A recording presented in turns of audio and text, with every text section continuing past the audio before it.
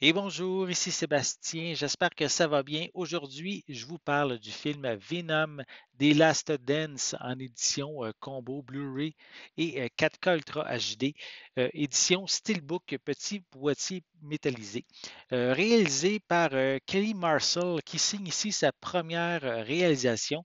C'est elle qui avait quand même scénarisé les deux premiers volets de Venom. Donc, le film met en vedette Tom Hardy, Chiwetel Ejiofor, Juno Temple, Reese Ifan, Stephen Graham, Peggy Lou, Clark Bacco, Alana Eubank et Andy Serkis. Donc, dans ce troisième chapitre, Eddie et Venom sont en fuite. Ils sont pourchassés par leurs deux mondes alors que l'étau va se resserrer. Le duo va être contraint de prendre une décision dévastatrice qui va faire tomber le rideau sur la dernière danse de Venom et de Eddie. Donc, un film qui mélange comédie et action, un peu comme ça l'était dans les deux premiers volets. C'est divertissant, mais quand même loin d'être un chef-d'œuvre. L'humour et les dialogues ne volent pas toujours très haut. Le scénario introduit un nouvel antagoniste, Knoll, qui est une sorte de dieu qui a créé les symbiotes.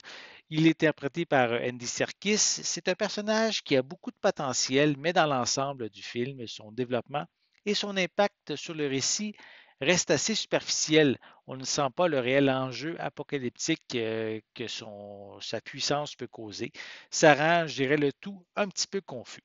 J'ai bien aimé l'interprétation de Tom Hardy à propos du personnage, de son personnage qui fait vraiment pitié à plusieurs occasions, mais je parle ici pitié dans le bon sens, dans le sens que on sent qu'il n'a pas choisi d'avoir cette vie, qu'il perd le contrôle de son propre corps à cause de Venom.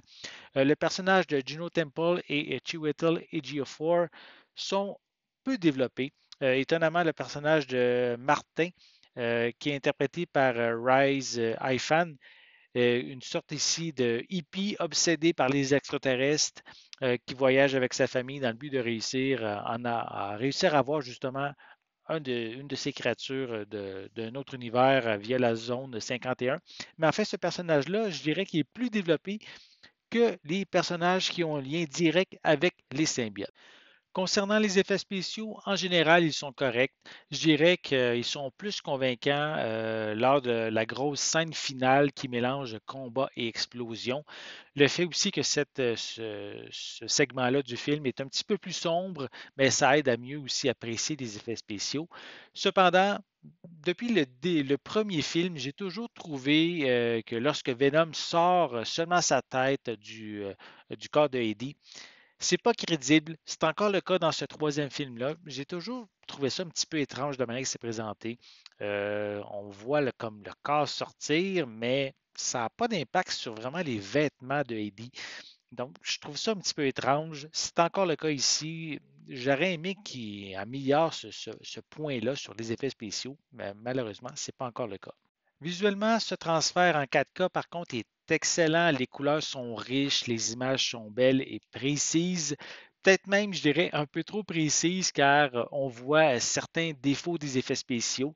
Quant aux explosions, ben, ils sont vraiment superbes. Ils sont remplis de couleurs rougeâtres, orange, vert, avec des teintes de noir vraiment bien profondes. Pour les pistes sonores, elles sont offertes en anglais Dolby Atmos, français doublé au Québec 5.1, espagnol DTS HD 5.1, ainsi que anglais et français doublé au Québec audio description 5.1. On retrouve des sous-titres en anglais, français et espagnol. Pour les suppléments, on retrouve des bloopers, des featurettes concernant les scènes d'action et les cascadeurs, une autre concernant l'héritage de Venom. On poursuit avec des présentations de la réalisatrice Kelly Marshall, de Tom Hardy et de l'ensemble de la distribution principale. On a des scènes supprimées ou allongées, une entrevue avec Mrs. Chen, on a une sélection de scènes qu'on peut regarder avant leur montage final. On a le vidéoclip One Last Dance, une copie Blu-ray et une copie numérique qui est valide seulement qu'aux États-Unis. Même s'il y a plusieurs lacunes, Venom des Last Dance propose un bon divertissement en offrant une belle conclusion au duo Eddie Venom. Cette édition est vraiment excellente en proposant une image de toute beauté. Et si vous êtes fan de Venom ou de Marvel en général, je dirais que ça vaut la peine de jeter un coup d'œil à cette édition 4K Ultra HD. Vous ne devriez pas être déçu pour le côté technique de cette édition, justement 4K. J'espère que vous avez aimé cette vidéo. Si c'est le cas, n'hésitez pas à mettre un pouce en l'air, à laisser des commentaires. Dites-moi justement, est-ce que vous êtes fan de Marvel? Est-ce que vous avez vu les 3 films de Venom et lequel est votre préféré? Laissez-moi vos commentaires à ce sujet en dessous de la vidéo. N'oubliez pas non plus, c'est important, abonnez-vous à ma chaîne afin de rester à l'affût de mes prochaines capsules. Et pour l'instant, je vous souhaite une bonne journée, une bonne soirée et je vais être de retour très bientôt. À la prochaine.